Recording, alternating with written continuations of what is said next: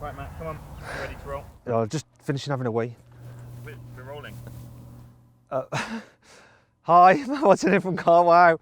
I was just having a quick wee in this field because I've come out into the countryside to test this. It's the new Toyota Yaris GR. It's effectively a rally car for the road. It's one of the cars I've been most excited about in my 20 years as a motoring journalist. And today I'm going to talk you through all the features and upgrades that this car has. It's insane.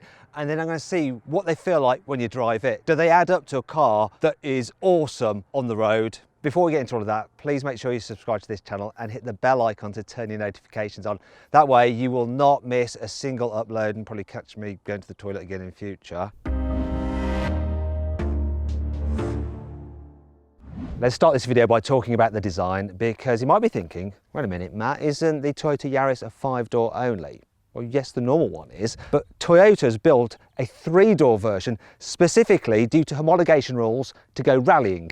Now, this is what their rally car looks like. It's not been fully unveiled. It was supposed to be for the 2021 season. The benefit is that we now have this road car that they had to produce, which is just insane. So the roofline is 10 centimeters lower than on the normal Yaris. Reason being that they need it nice and low at the back so they can fit a big spoiler on it for the rally car. The only things that are actually carried over from the normal Yaris are the door mirrors and the front and the rear lights. Everything else is different. It's even got, this is insane, a carbon fibre roof on a Yaris. It's nuts. I mean, that helps reduce the centre of gravity, albeit by like about that much, and it adds to the body stiffness, as does the 3-door body design rather than the 5-door. Oh, this car's also about 5 centimetres longer than the normal Yaris. 18-inch alloy wheels, look lovely as well. I adore the look of this car. It's attracting big bees and loads of flies. They love it as well. Let me know what you think about it in the comments below.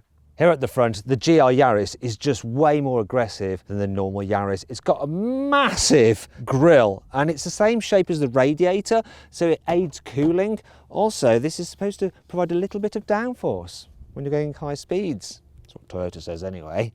Not sure it's true. You got your GR badge there, and you can think of GR as being Toyota's version of BMW's M or Mercedes AMG. Now, if you look here, you'll see a huge vent. This is real. It actually funnels air there, and it comes out through a little hole there to help cool the brakes. This ventage thing here, that's fake though, and I'm not so keen on this weird carbon fibre-y effect plastic. Shame about that. Otherwise, good front end. Here at the back, you can really notice just how much wider this is than the normal Yaris. It's actually 6 centimetres wider to be precise, which is quite a lot. That gives you a wider track, distance between the front and rear wheels for improved cornering, but also it allows for flared wheel arches, which helps improve the aero down the side of the car. In fact, the car's got a new roof spoiler and a diffuser. Apparently they both work and provide downforce, according to Toyota. Still not sure I believe them. But I'll tell you what's not fake for sure, the exhaust pipes. Hallelujah for that. Here on the inside, the GR Yaris gets a sports steering wheel with GR badging. Feels nice to hold. You've also got some sports seats, which are a bit more body hugging than in the standard car. And they've got this Alcantara material on them, so it grips you, so you don't go sliding out your seat when you're hooning around the corners. I like the fact that it's got that backrest release rather than a ratchet, so you can get it into the ideal position.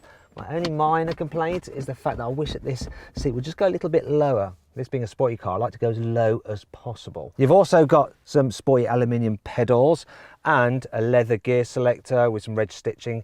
And Toyota has actually raised the gear knob up by 5 centimetres, so your hand doesn't have to travel so far to touch it. Sorry, to operate it.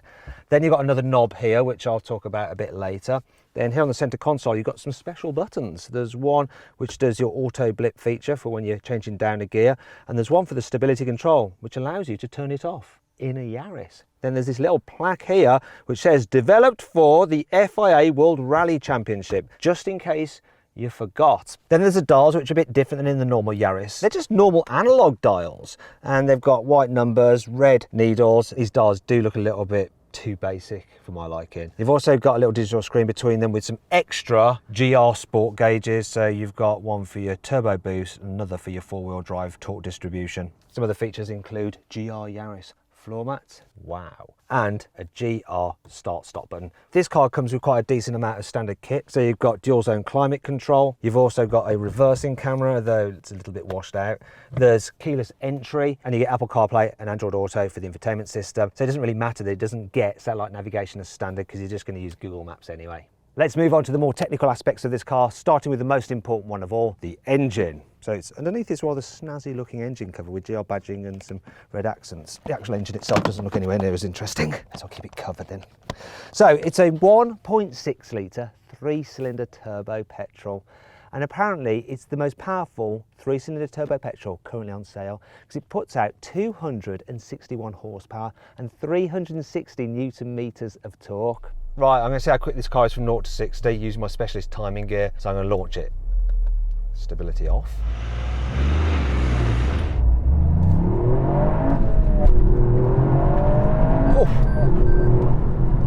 Oh, that was good. Got a 0 to 60 in 5.3 seconds. And you're doing 60 when you're changing from second to third, which means that actually the feeling you get from this car is a lot quicker than one that does 0 to 60 in 5.3 seconds. It really does feel super rapid in gear. One of the key things about the GR Yaris is the fact that it's got 4-wheel drive. In fact, Toyota developed a whole new 4-wheel drive system, the first one they developed in 20 years, specifically for this car. And it's not like the ones you get in German hot hatches where they're like mainly front-wheel drive and then they send some power to the back wheels when you need it. It's permanent all-wheel drive with a bias of 60% of the power to the front and 40 to the rear. Now, if you'd rather this car was a little bit more rear drive bias, no problem. If you turn this knob to the left, it puts the car into sports mode, and then 70% of the power is sent to the back and only 30 to the front. Though if you turn it to the right, then you go into track mode, and then it's a perfect 50-50 power distribution. So if you just want to go back to the normal 40-60, just press it and you get to normal mode again. Toyota has given this car a whole new rear suspension setup. So instead of the normal torsion beam that you get on the standard Yaris, it has independent rear suspension.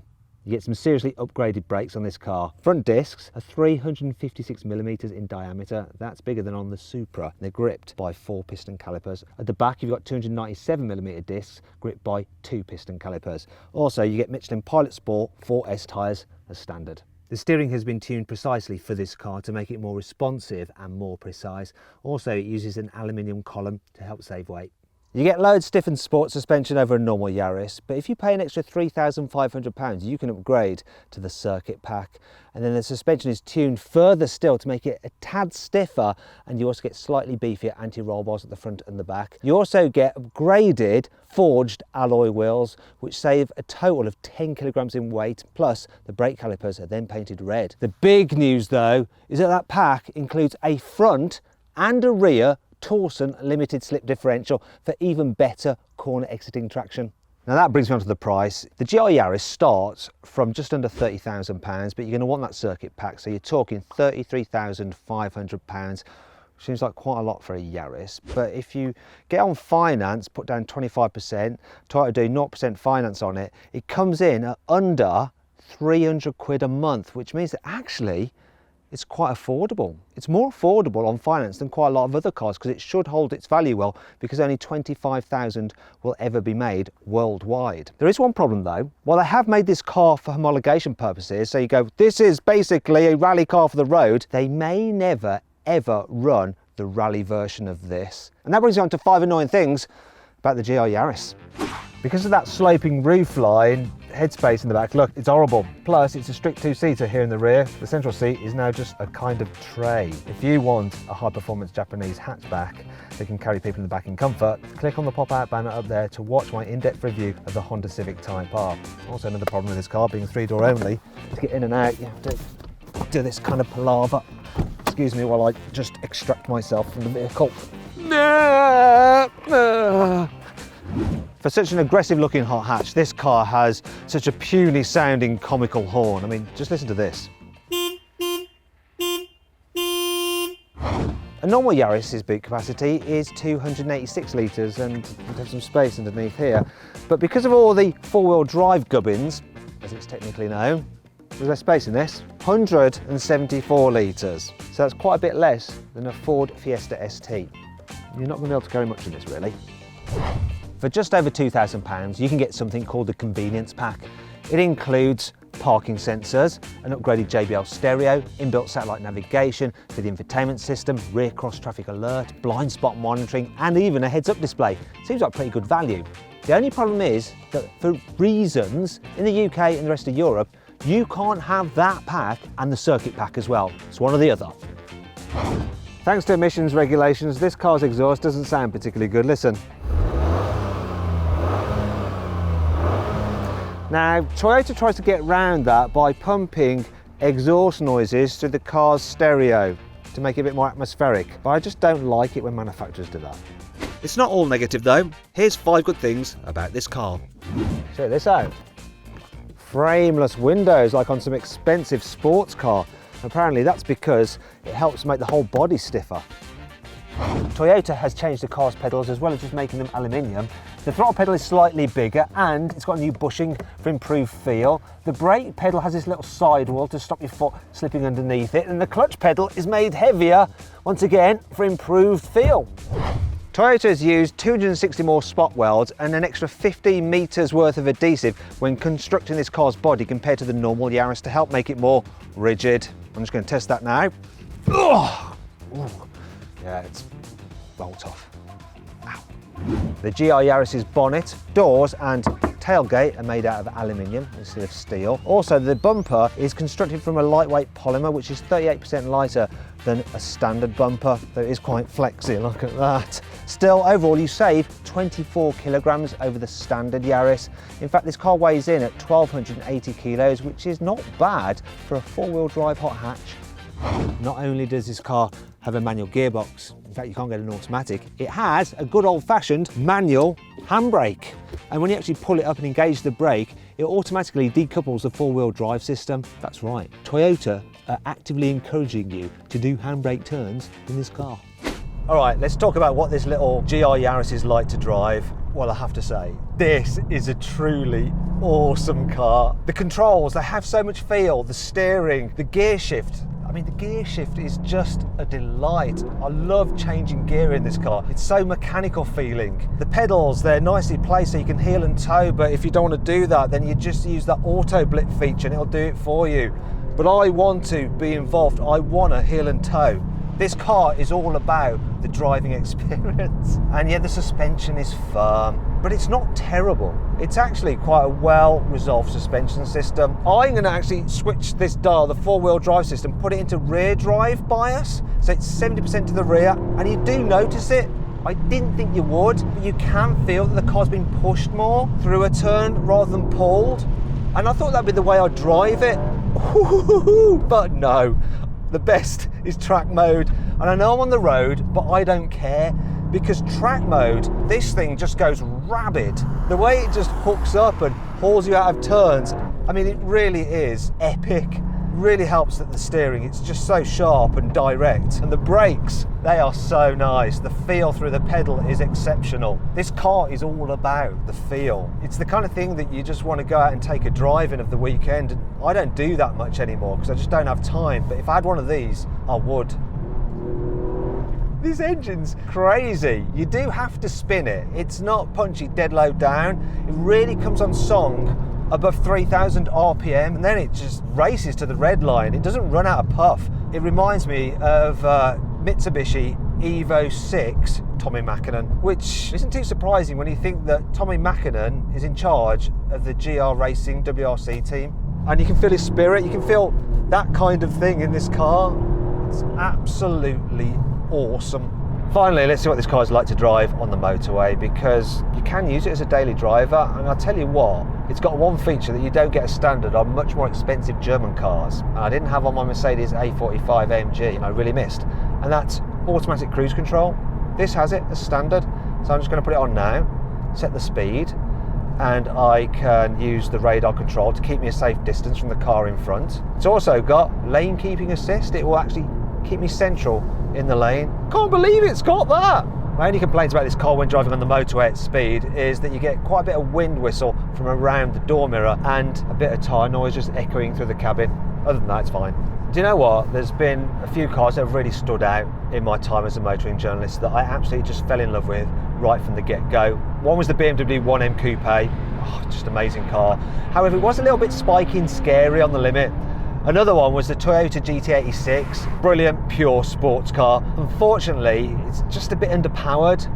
Another one was a Suzuki Jimny. Super cute, affordable, amazing off-road, just a bit crap on-road, though I still ended up going and buying one of those. And another car that I've instantly fallen in love with is this.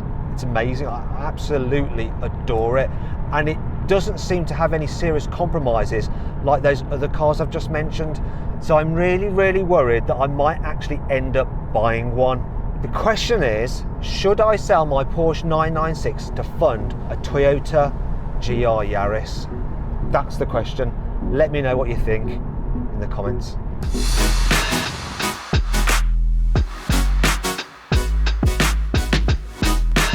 So then, what's my final verdict on this car? Should you avoid it? Should you consider it? Should you shortlist it? Or should you just go right ahead and buy it?